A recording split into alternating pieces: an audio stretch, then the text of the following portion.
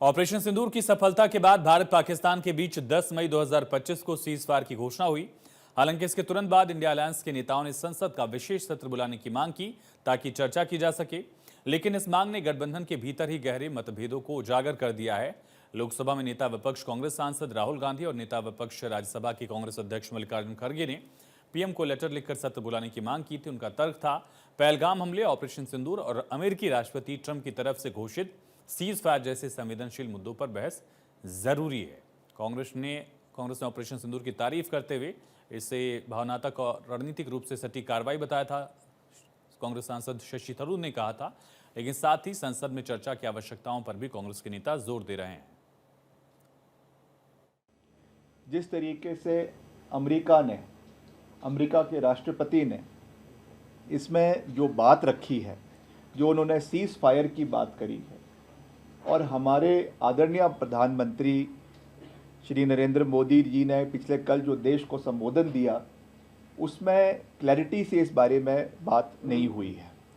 तो इस पे पूरे विपक्षी दल ने, जिसमें कांग्रेस पार्टी प्रमुख विपक्षी दल है और उसके साथ साथ सभी और विपक्षी दलों ने ये कहा है कि इमीडिएटली जो है वो लोकसभा का और राज्यसभा का सेशन कॉल करना चाहिए, पार्लियामेंट के सेशन को कॉल करना चाहिए। वहीं विपक्षी खेमे के मजबूत स्तंभ शरद पवार का कहना है कि वो संसद में ऐसी चर्चाओं के पक्ष में नहीं है। चेतावनी भी दी उन्होंने कि कुछ मुद्दे अत्यंत गोपनीय हैं। सार्वजनिक बहस से राष्ट्रीय सुरक्षा को नुकसान हो सकता है। बेहतर होगा ऐसी चर्चा बंद कमरे में ही हो। आर्म्ड फोर्सेस के अधिकारी वो भी वहाँ प्रेजेंट रहते हैं और इससे एक्चुअल सिचुएशन अच्छी समझती है। अभी इसमें कुछ बातें ऐसी होती है कि वो कॉन्फिडेंशियल रखने की आवश्यकता होती है नेशनल इंटरेस्ट के लिए। इसीलिए हमने कहा कि ठीक है, सेशन बुलाना हो तो बुलाइए, और सेशन से ज़्यादा लाभ हम आपस में बैठेंगे तो होगा।